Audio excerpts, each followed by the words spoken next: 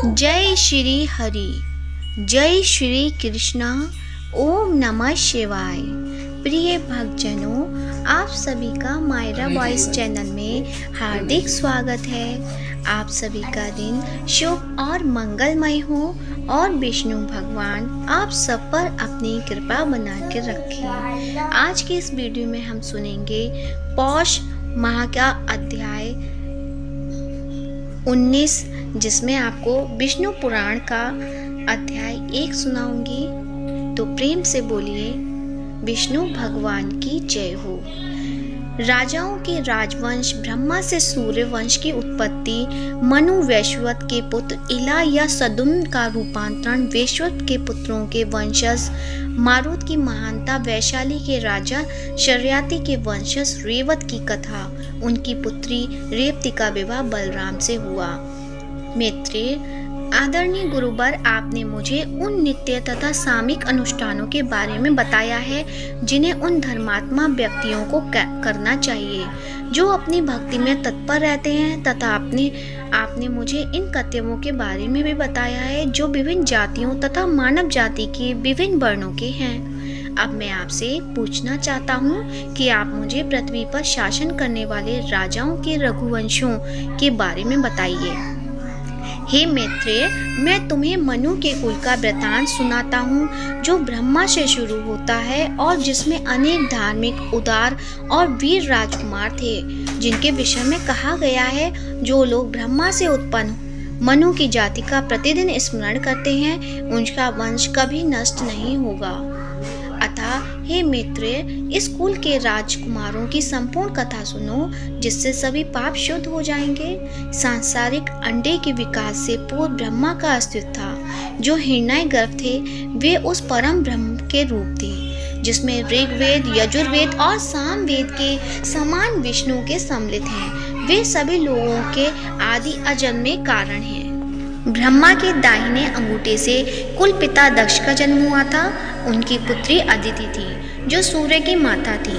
मनु वैश्वत देवराज के पुत्र थे और उनके पुत्र थे इक्ष्वाकु, नृग, घृष्ट, शर्याति, नृष्यंत, प्रांशु, नाभाग, निर्दिष्ट, करुण और प्रशद्र। उनके जन्म से पूर्व पुत्र प्राप्ति की इच्छा से मनु ने मित्रता और वरुण को पुत्र यज्ञ कराया, किंतु पुरोहित की अनियमितता के कारण यह अनुष्ठान अव्यवस्थित हो गया।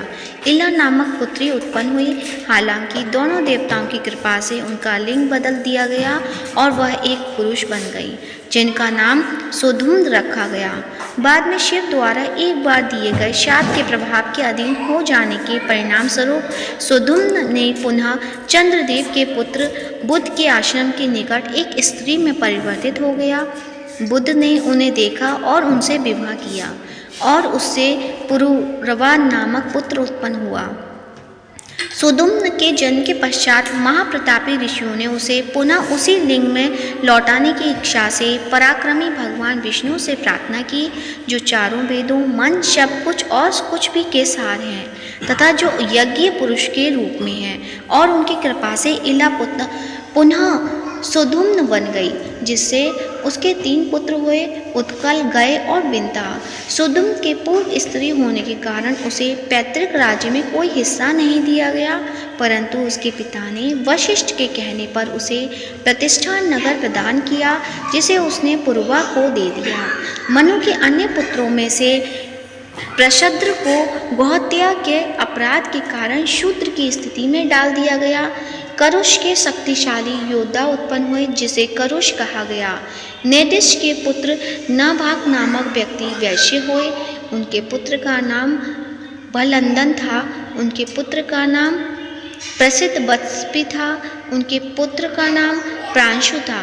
उनके पुत्र का नाम प्रजानी था और उनके पुत्र का नाम खनित्र था, जिनका पुत्र महान पराक्रमी चक्षुप था, जिनका पुत्र विंश था, जिनका पुत्र विवंशी था, जिनका पुत्र खनिनेत्र था, जिनका पुत्र शक्तिशाली, धनवान और पराक्रमी करधनमा था, जिसका पुत्र अविक्षी था, जिसका पुत्र शक्तिशाली मारुत था, जिसके बारे में यह प्रसिद्ध श्लोक पढ़ा गया है। पृथ्वी पर कभी भी मारुत के समान कोई यज्ञ नहीं देखा गया। सभी औजार और बर्तन सोने से बने थे। इंद्र सोम रस के आहुतियों से नशे में थे और ब्राह्मण उन्हें प्राप्त शानदार दान से मंत्रमुग्ध थे। स्वर्ग की हवाएं राक्षसों की तरह अनुष्ठान को घेरे हुई थी और इकट्ठे हुए देवता इसे देखने के लिए उपस्थित थे।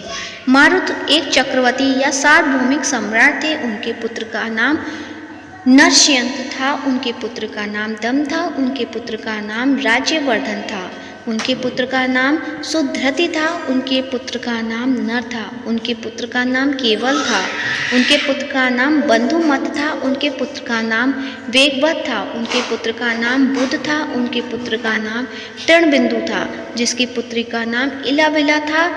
दिव्य अप्सरा अलम बुषा के तृण बिंदु पर मोहित होकर उसे विशाल नामक पुत्र उत्पन्न किया, जिसके द्वारा वैशाली नगर की स्थापना की गई। वैशाली के प्रथम राजा के पुत्र का नाम हेमचंद्र था, उनके पुत्र का नाम सुचंद्र था, उनके पुत्र का नाम धूम्राश था, उनके पुत्र का नाम सज्जन्य था, उनके पुत्र का नाम सहदेव था, उनके पुत्र का नाम किशास था, उनके पुत्र का नाम सोमदत्त था।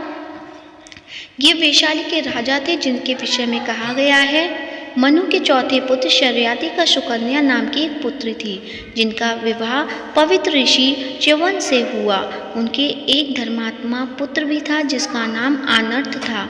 बाद के पुत्र का नाम रेवता था और जो अपने पिता के नाम पर बने देश पर शासन करता था और कुशस्थली नामक राजधानी में रहता था। इस प्रकार राजकुमार का एक पुत्र रेवत या कुधुम था जो 100 भाइयों में से सबसे बड़ा था। उनकी एक बहुत सी सुंदर बेटी थी और उनके लिए कोई भी योग्य लड़की न पाकर वह उसे लेकर ब्रह्मा के क्षेत्र में गया ताकि भगवान से परामर्श कर सके कि उसके लिए योग्य वर कहाँ से मिलेगा। जब वे वहाँ पहुँचे तो ब्रह्मा के सामने गायन कर रहे थे। हा हा हू आदि रेवत ने उसके गायन समाप्त होने का प्रतीक्षा करते हुए उनके प्रदर्शन के दौरान बीते युगों को एक क्षण के समान समझा। उनके गायन के अंत में रेवत ने ब्रह्मा के समक्ष दंडवत प्रणाम किया और अपना कार्य समझाया। ब्रह्मा ने पूछा, आपको किससे दामाद चाहिए? और राजा ने उन्हें विभिन्न व्यक्तियों के नाम बताए जिनसे वे प्रसन्न हो सके। धीरे से सिर हिलाकर और कृपापूर्वक मुस्कुराते हुए ब्रह्मा जी ने उससे कहा, जिन लोगों का आपने नाम लिया है उनकी तीसरी या चौथी पीढ़ी अब जीवित नहीं है, क्योंकि हमारे गायकों को सुनते सुनते कई युग बीत गए हैं। अब पृथ्वी पर वर्तमान मनु का 28वां महायुग लगभग समाप्त हो चुका है तथा कली काल निकट आ गया है। इसलिए तुम्हें यह कुंवारी रत्न किसी अन्य पति को दे देना चाहिए, क्योंकि अब तुम अकेली हो और तुम्हारे मित्र, मंत्री, सेवक, पत्नी, संबंधी, सेना और खजाने सब कुछ पहले ही समय के हाथों नष्ट हो चुके हैं। तब राजा ने आश्चर्य और भय से भरकर ब्रह्मा से कहा, जब मेरी परिस्थिति ऐसी हो गई है तो हे प्रभु, आप ही मुझे बताइए कि कन्या किसे दी जाए। और संसार के रचयिता जिनका सिंहासन कमल है ने राजकुमार को इस प्रकार दयापूर्वक उत्तर दिया, जब वह उनके सामने झुककर और विनम्र होकर खड़ा था, जिनके आदि क्रम और अंत के विषय में हम लोग अज्ञानी हैं, जो समस्त वस्तुओं के अजन्मे और सर्वव्यापी सार हैं, जिनके वास्तविक और अनंत स्वरूप और सार को हम नहीं जानते, वे परम विष्णु हैं। तो प्रेम से बोलिए विष्णु भगवान की जय हो। अब सुनते हैं पौष माह में प्रतिदिन सुने जाने वाला आदित्य हृदय स्तोत्र। ओम अस्य आदित्य हृदय स्तोत्र इस्यागस्य ऋषिनु छंद आदित्य हृदय भूतो भगवान ब्रह्मा देवता नस्ता शेष बिंगतया ब्रह्म विद्या सिद्धो सर्वत्र जय सिद्धो चा विनियोग नमस्त विष्टे जगत देख चतुषे जगस्प्रतुषी स्थिति नाश हेतवे त्रैन याय त्रिगुणात्म धारिणे विचित्रे नारायण शंकरात्मने। उधर थककर चिंता करते हुए श्री राम जी रणभूमि में खड़े थे। उतने में रावण भी युद्ध के लिए उनके सामने आ गया। यह देखकर अगस्त्य मुनि भी श्री रामचंद्र जी के पास गए और इस प्रकार बोले, सभी के हृदय में रमण करने वाले हे महाबाहो, राम, यह गोपनीय स्तोत्र सुनो। इस स्तोत्र के जप से तुम अवश्य ही शत्रुओं पर विजय पाओगे।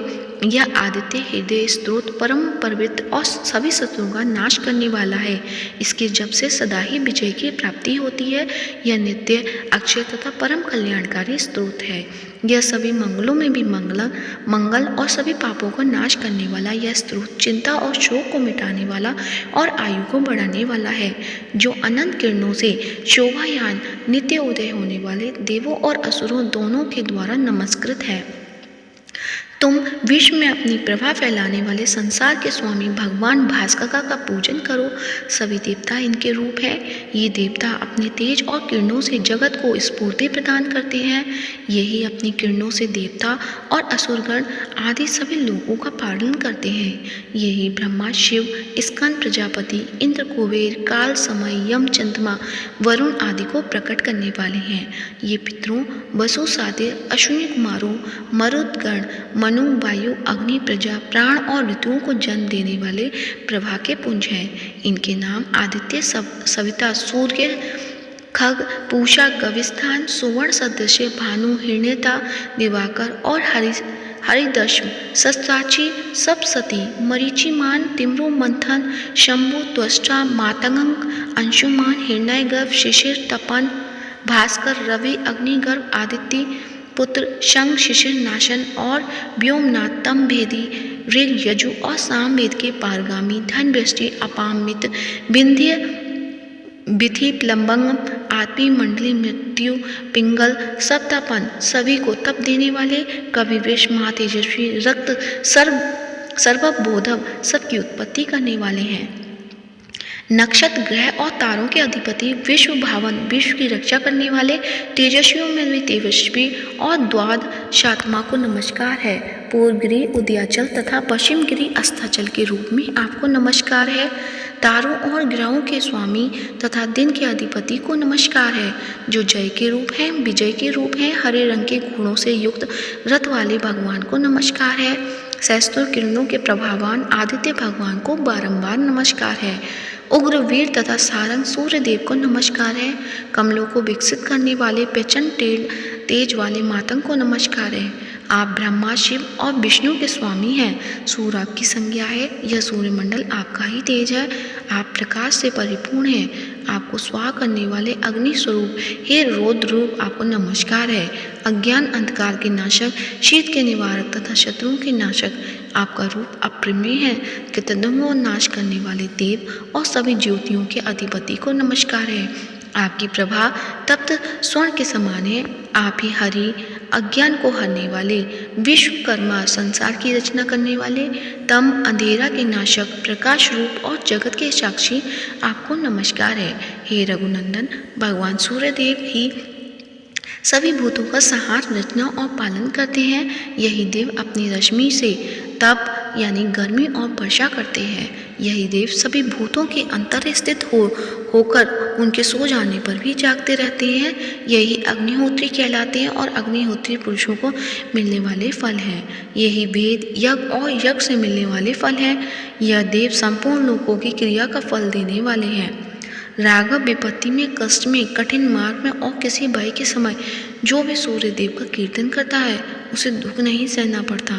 तुम एकाग्रचित होकर इन जगतपति देवाधिदेव का पूजन करो। इनका आदित्य हृदय स्तोत्र 3 बार जप करने से तुम अवश्य ही युद्ध में विजय पाओगे। हे महाबाहो, इसी क्षण तुम रावण का वध कर सकोगे।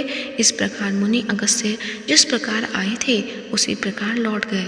तब इस प्रकार अगस्त्य मुनि का उपदेश सुनकर महातेजस्वी राम जी का शोक दूर हो गया। प्रसन्न और प्रतिशील होकर, परम हर्षित सुचित होकर उन्होंने भगवान सूर्य की ओर देखते हुए 3 बार आदित्य हृदय स्तोत्र का 3 बार जप किया।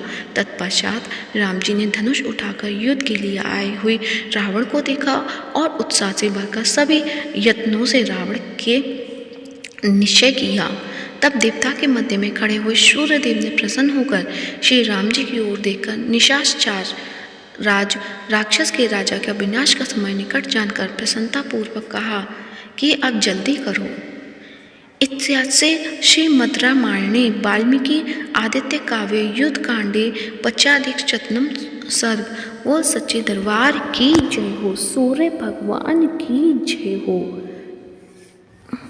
अब सुनते हैं लप्सी और तप्सी की कहानी। सभी कहानियों के बाद इस कहानी को अवश्य सुनना चाहिए। और यह भी कहा जाता है कि लप्सी का फल लप्सी को मिले, तप्सी का फल तप्सी को मिले और हमारी पूजा पाठ का फल हमें मिले। अब सुनिए लप्सी तप्सी की कहानी। एक लप्सी था, एक तप्सी था। तप्सी हमेशा भगवान की तपस्या में लीन रहता था। लप्सी रोजाना 1.25 सेर की लापसी बनाकर भगवान का भोग लगाकर जीम लेता था। एक दिन दोनों लड़ने लगे। तप्सी बोला, मैं रोज भगवान की तपस्या करता हूँ, इसलिए मैं बड़ा हूँ। लप्सी बोला, मैं रोज भगवान को 1.25 सेर लापसी का भोग लगाता हूँ, इसलिए मैं बड़ा हूँ। नारद जी वहाँ से गुजर रहे थे। दोनों को लड़ता देखकर उसने पूछा कि तुम क्यों लड़ रहे हो? तप्सी ने खुद के बड़ा होने का कारण बताया और लप्सी ने अपना कारण बताया। नारद जी बोले, तुम्हारा फैसला मैं ही कर दूंगा। दूसरे दिन लप्सी और तप्सी नहाकर अपनी रोज की भक्ति करने आए तो नारद जी ने छुपकर 1.25 करोड़ की एक अंगूठी उन दोनों के आगे रख दी। तप्सी की नज़र जब अंगूठी पर पड़ी तो उसने चुपचाप अंगूठी उठाकर अपने नीचे दबा ली। लप्सी की नज़र अंगूठी पर पड़ी लेकिन उसने ध्यान नहीं दिया। भगवान को भोग लगाकर लापसी खाने लगा। नारद जी सामने आए तो दोनों ने पूछा कि कौन बड़ा? तो नारद जी ने तप्सी से खड़ा होने को कहा। वो खड़ा हुआ तो उसके नीचे दबी अंगूठी दिखाई पड़ी। नारद जी ने तप्सी से कहा, तपस्या करने के बाद भी तुम्हारी चोरी करने की आदत नहीं गई, इसलिए लप्सी बड़ा है और तुम्हें तुम्हारी तपस्या का कोई फल नहीं मिलेगा। तप्सी शर्मिंदा होकर मांगने लगा। उसने नारद जी से पूछा कि मुझे कोई तपस्या का फल कैसे मिलेगा? नारद जी ने कहा, यदि कोई गाय और कुत्ते को रोटी नहीं बनाएगा तो फल तुझे मिलेगा। यदि कोई ब्राह्मण को भोजन करवाकर दक्षिणा नहीं देगा तो फल तुझे मिलेगा। यदि कोई साड़ी के साथ ब्लाउज नहीं देगा तो फल तुझे मिलेगा। यदि कोई दिए से दिया जलाएगा तो फल तुझे मिलेगा। यदि कोई सारी कहानी सुने लेकिन तुम्हारी कहानी नहीं सुने तो फल तुझे मिलेगा। उसी दिन से हर व्रत कथा कहानी के साथ लप्सी और तप्सी की कहानी भी सुनी और कही जाती है। तो प्रेम से बोलिए लप्सी और तप्सी की जय हो। लप्सी और तप्सी को अपनी अपनी तपस्या का फल मिले और हमें हमारी पूजा का हमें फल मिले। तो प्रेम से बोलिए भगवान विष्णु की जय हो। अगर यदि आज की वीडियो अच्छी लगी है तो वीडियो को लाइक करें, साथ ही ज़्यादा से ज़्यादा शेयर करें और साथ ही मायरा वॉइस चैनल को सब्सक्राइब करें और कमेंट बॉक्स में सूर्य भगवान की जय हो या भगवान श्री हरि की जय हो अवश्य लिखें। धन्यवाद। आप सभी का दिन शुभ और मंगलमय हो।